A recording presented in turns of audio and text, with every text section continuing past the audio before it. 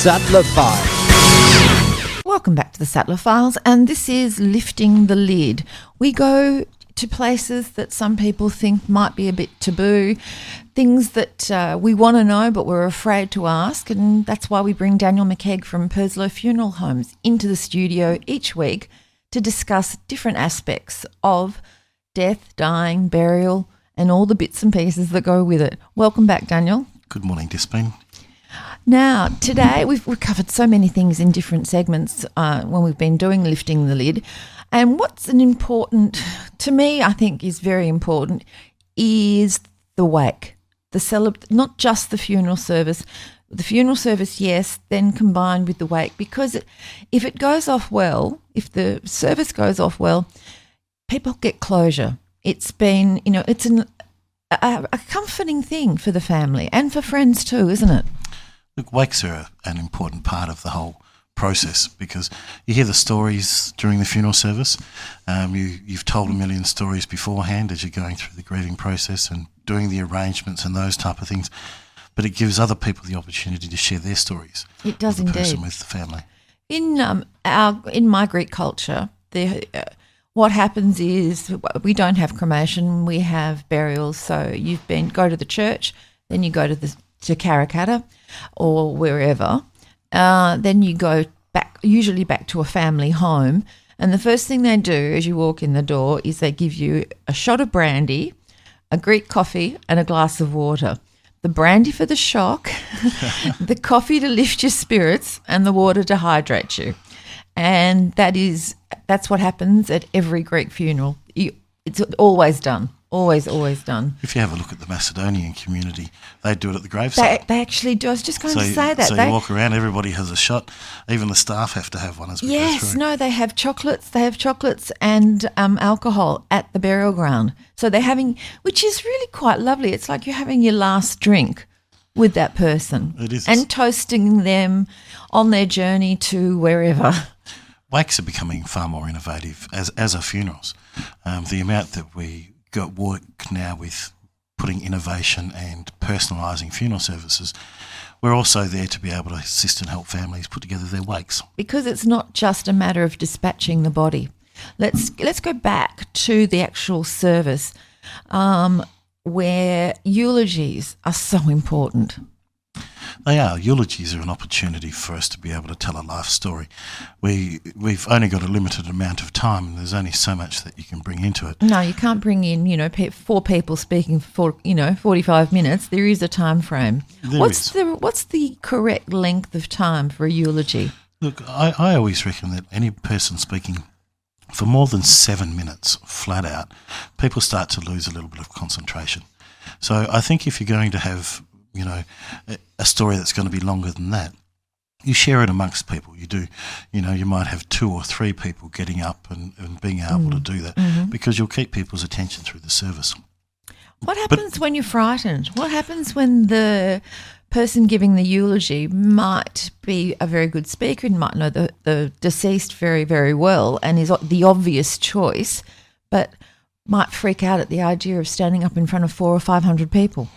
Well, I used to always say to people to make sure they've got it written down. Don't try and work off notes because therefore the minister or celebrant or someone else can stand up and finish delivering it. And that happens quite a bit where someone's overcome by emotion. They thought they could do it, but when the time comes, they can't. That's very true. We've just about to launch a new innovation when it comes to being able to assist families do that. Oh, what's that? We've got together with a producer who can actually come into people's houses and prior to the funeral service help them put together the eulogy, but also record it live, so that rather than them having to stand up at the funeral service with, the magic now of big screens in most of our funeral homes and cemetery chapels, we can put on a DVD and that person, while they're even sitting in the crowd, can deliver the eulogy, in a manner which they feel is appropriate and not and scary. If they make a mistake, they can start again and refilm it, redo it until it's perfect. Exactly, and surprisingly, it's very cheap for us to be able to do. So if you've got, it's very hard for grandkids, young people to be able to stand up in front of a lot of people. It's beautiful to be able to get a whole pile of kids together and let them talk about grandma, grandpa, and, film that in a way which is very enlightening. Because at that point when they're filming, the children haven't grasped the full extent of what's happened. No, so you get the jokes, you get the smiles. You get the best bits. You're not standing there looking at mum with tears in her eyes, in the front row, which sets you off and gets you upset. And those you only have to. I know it doesn't take. It takes only one person to set you off when you think you're in control at the funeral, and then you look at somebody and think, "Oh my goodness," and the tears come. It's very true, and we've got to continue to be innovative. We've got to be able to make sure that as funerals and the community evolve, we evolve around that, and we can use all the new modern technologies coming up. And our chapels have got amazing facilities in them. Everything from, most of them being able to webcast, to be able to bring in people who are overseas. Yep, to be able to Skype in people that are delivering eulogies overseas. Mm-hmm. For people to be able to listen, to be able to see, to partake. The world's a small place now when technology is available. Oh, it's a very small place, and it's very hard to just pick up your life in a matter of a day or two to fly across the world to attend a funeral that you should be at but can't get there. But if you can be included in a webcast, that must make it so much better for people. A lot of people can't travel too. Health reasons. Well, as they get older, they can't. So we can include them into the funeral service now, and we're able to make sure that anybody who really needs to be there has got the opportunity to be there. And is that popular? Look, it's becoming more and more popular. The services have been around in a format for a little while, but the technology is getting a lot better now, so that we're able to do things in, a lot better streaming, and a lot better visuals, and a lot better participation. And you can edit them. And do you do that? Yeah, we can edit them if they want them for post produce. Yes. So if you want to have it left up there for a month for people to be able to watch or see, we can edit that up again. And you've got another thing too called Heaven Address, haven't you? Heaven Address is amazing. It's a online memorial service. Again, for people who may not be able to get to the service. Yep, and we offer that free to all of our clients and their families. And it gives you the opportunity to be able to, I always say it's a little bit like Facebook for the dead. Yeah. Because you can get on, you can share stories, share photos. It's all vetted, obviously, and the family have to approve whatever goes up online. So it's got that security aspect as well. But you can get on anniversaries and light a candle. If you think of something and you want to share it with the rest of the community, a little story that come out that somebody told you a month later, you can get on and you can share that story. And that's usually when you hear these things. I know when my mother passed and my father passed later on, people would come and start telling me a story that I'd never heard before, and it's a real comfort. It really is a comfort to hear those stories. Once you've got past the grief and the shock, I mean, you never get over the grief, but once you're not so raw, then you can talk about them, and you want to talk about them. Look, and it's a beautiful forum to be able to do it. Quite often people are a little bit shy to approach the family in that month or two afterwards too. I know, but isn't that the curse of it? Because that's when the family needs you more. Exactly. They don't, everyone turns up before the funeral. They're there for the funeral. They're there for a few days after, and then they go back to their lives. And the family are left sort of, well, hang on, what's going on here? I've lost somebody, and everyone else is leaving me alone and ignoring me. And that's a little bit of our aftercare service as well, making sure that we're there so that we follow up with the families. We're making sure that they've got a conduit to someone to speak to if they need to. We're there to be able to help them and put them in touch with the right people, to be able to do things like administer estates, to be able to get in touch with a counsellor or a community group that they can go and see, and those type of things. So if they are feeling a little lonely, they've got someone to be able to go to and be able to have that chat. Well, because grief, there is no measure for grief, is there? There's no time frame that's right. There is no right way to do it or wrong way to do it.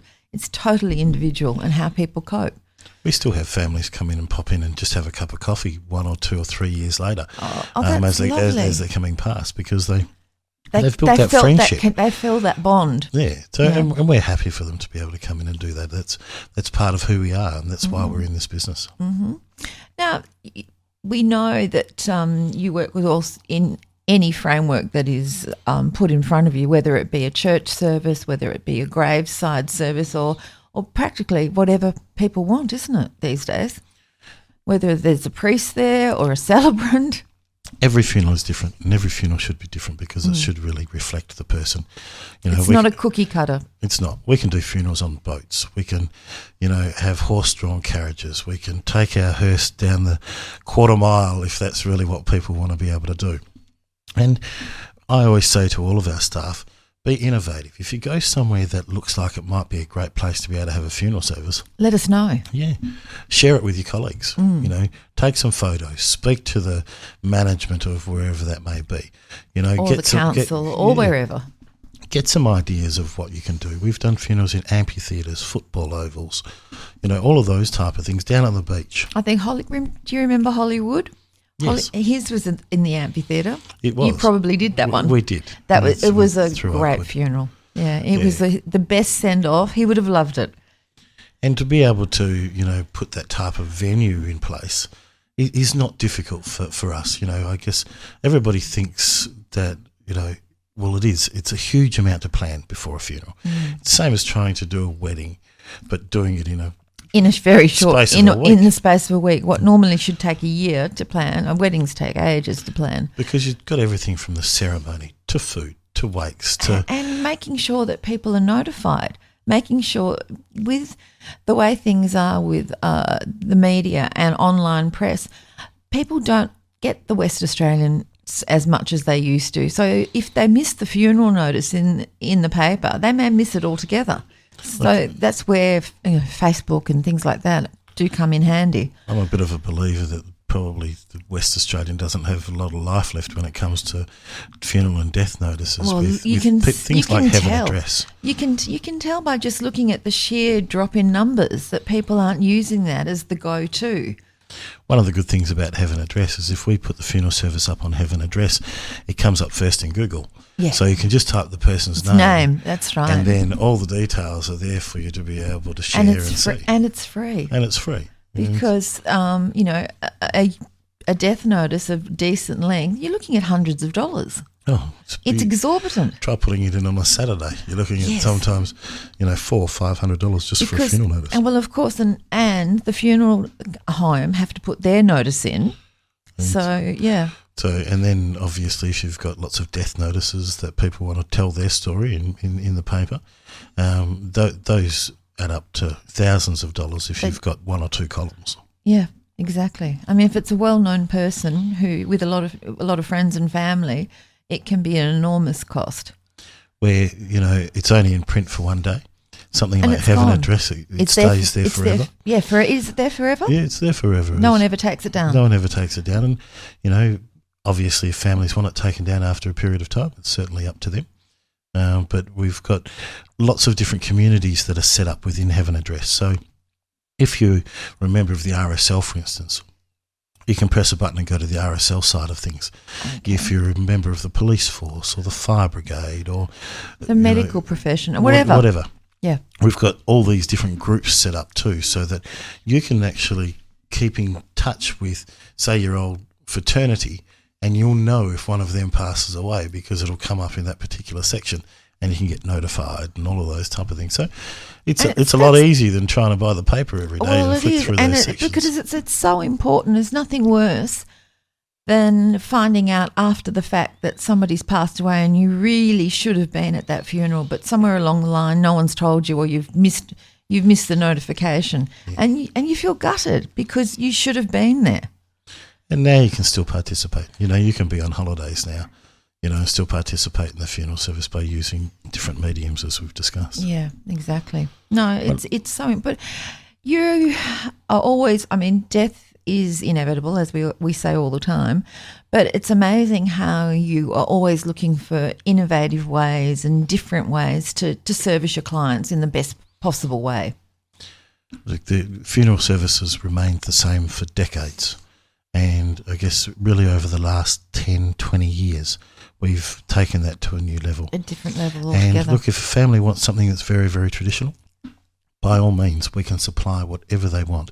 But if they want something that's a little bit out of the norm, so long as it's not illegal or against council bylaws, you'll do it. As long as it's not illegal, we'll work with the councils to change what they need. Because you'll find that not very often we get told no, especially if somebody's got a good reason for wanting to be able to use a particular place. Oh, that's interesting. Well, you just have the contacts in the right places, don't you? We do.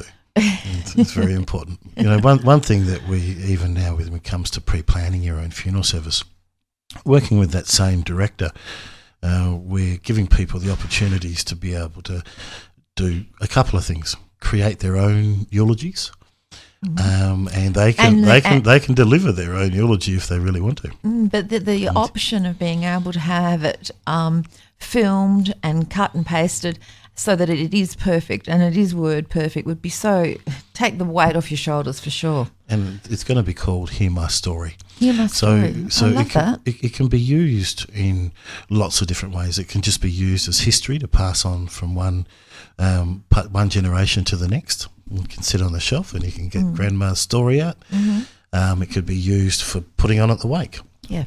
So that you can hear the person's story from their perception. From their, yeah. Or you can use portions of it or parts of it within the actual funeral service. So now people I can just imagine somebody, speaking from the grave. They're up there on a big screen saying, "Okay, you buggers, you can have a drink on me now. I'm buying." That'll be me. That'll be you, will it? That'll be me. Okay, you can all. I'm buying. It's my shout. So no, but I'd love for the fact if I knew something was wrong with me, that I can get in someone, like Purslowe's to be able to pre-arrange and help pre-plan. Well, heaven forbid this doesn't happen for a very long time. I'll touch wood and spit 3 times, being Greek that I am. I think you'll be around for a lot longer than that. Oh, one would hope so. I think so. And the technology that might be around then, it might be a little hologram that comes up in the corner. Well, that's right. You may never really go. You may never go. That's right. You may be a hologram in the corner. You'll do me out of work if you say we'll never go. But well, because we know that will never happen. Very true. It is a certainty. It is a certainty. That's for sure. Yes, Carol could have you around for much longer then. Hey, look, who knows? Daniel, thank you so much. I know we're laughing, and lifting the lid is a segment that we talk about death and dying, and we're not making fun of it. We're just taking a different look at it, a different perspective, a way of normalising and as we say, demystifying the funeral process. And it's very important that we start and we continue to talk about it. We should talk about it. It is definitely something. It helps everybody through that process. It does indeed. Daniel McKeig from Purslowe Funeral Homes, thank you so much for joining me on the Sattler Files. We'll be back shortly with more.